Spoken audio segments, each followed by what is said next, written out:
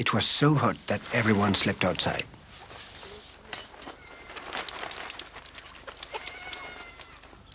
We set off at 6 in the morning on empty stomachs, with 4 liters of water each, enough to last 24 hours, no more. We were in a sparsely inhabited border area between Zimbabwe, which was in political turmoil, and Mozambique, which had been devastated by drought. The bush was still riddled with mines dating from the 70s and the wars of independence. The border post was a 3-day walk away. On our route, we thought we could rely on meeting at least one person who could resupply us. Miscalculation. We haven't seen a soul for 2 days. The sun is setting on what has been our toughest Africa Trek day so far. After 10 months and 7 days of walking. Why? Because it's been a day without water, without villages, without people, without rivers. So we've been rationing our water. Tomorrow, 15 or 20 kilometers after sunrise, we should reach the border. 15 or 20 who knows? So tonight, we barely have any water.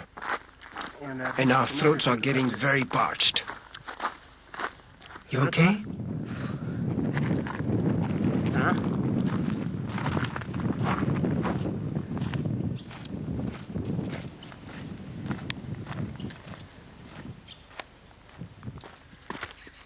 So this morning we have no more water. Now it's a race against the clock and against the sun to find water before the sun dehydrates us completely and we lose too much sweat. We have to find water. The river we were counting on with this nice bridge is completely dry. And our throats more and more so. We thought we heard a rooster, and a rooster means people. Maybe the water will come from people instead of from the river. We've just seen a vision. She appeared out of the blue. What a sight for sore eyes. She's got water on her head.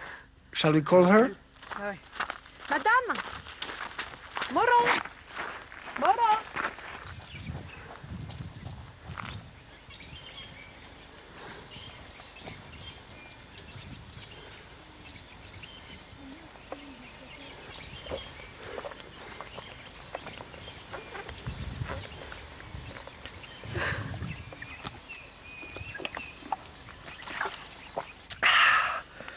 It's like the return of life.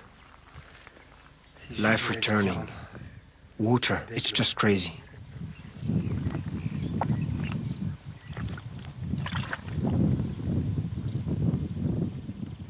And my throat is gurgling with joy. I feel alive now. Thank you. Thank you so much. You saved us, Lucy. Oh, thank you, Tatenda. So good. Zakanaka. That day, Providence came dressed in the clothes of the poor. Lucy, a fleeting embodiment of our walk in the footsteps of our origins. Thirst must also have been a constant concern for our hominid ancestors. Without other people, we are nothing. Our walk would be impossible. Every morning, we set off in search of someone who will take us in that night. We've ended up calling this unknown African our savior of the day. And our savior of the day seldom lets us down. So almost every hour, someone stops to offer us a lift. Of course, we turn it down. Our last offer came from the Minister of Sport from Catalonia. When we declined, he invited us to give a presentation in Barcelona after we returned home. And he gave us some Spanish cookies. They are proof that we are not telling lies. Sin azúcar, without sugar. Too bad. Oh, we could have done with some. So, Africa Trek is that too. The magic of the encounter. Walking makes things happen. Everyone tells us that it's impossible to cross this desert on foot. Wait and see.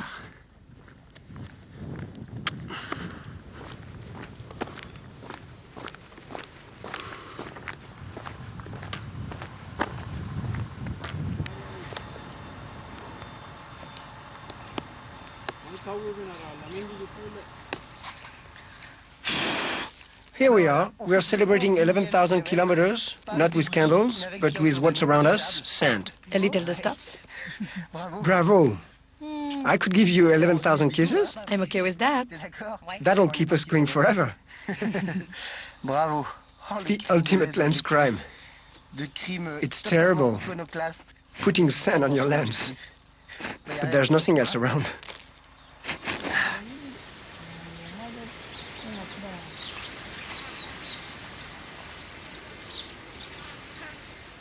No, we are not sunning ourselves on the beach.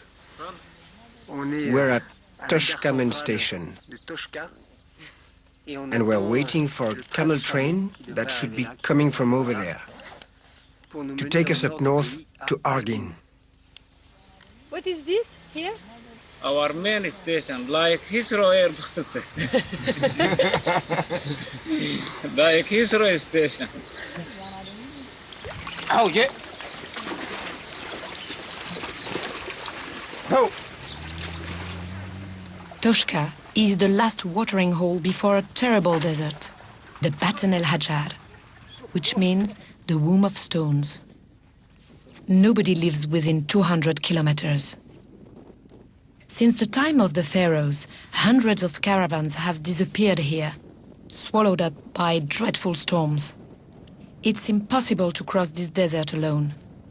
Luckily, these camel drivers, who are taking 1,000 head all the way to Egypt, have agreed to take us along. But the camels travel too fast for us.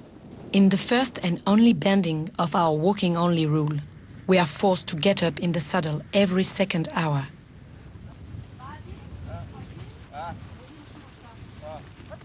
We have followed animal tracks many times before on this trip. Our most dangerous experience involved lion tracks.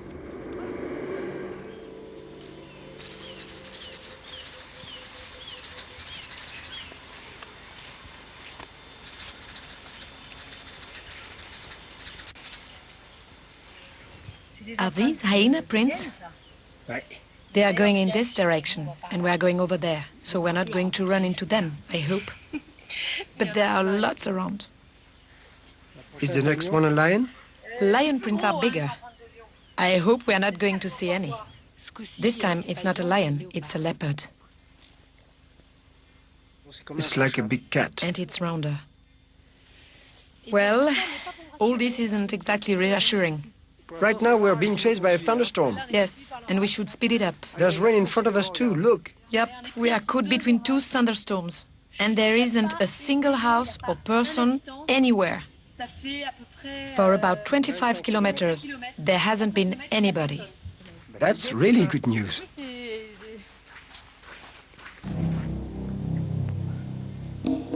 So? This time, they are lion prints. They are much bigger than the previous ones. The heel is bigger and the toe pads are separated. Now, this is reassuring.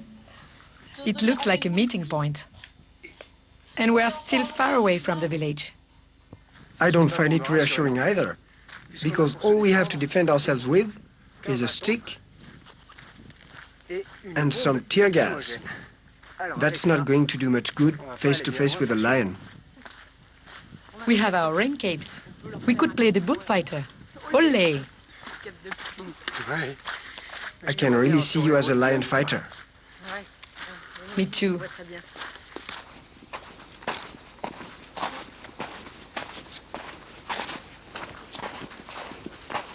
We were joking around in front of the camera, but actually, we were petrified. It was hard not to be overwhelmed by panic. Alex was in even more of a state than me and couldn't sleep at night.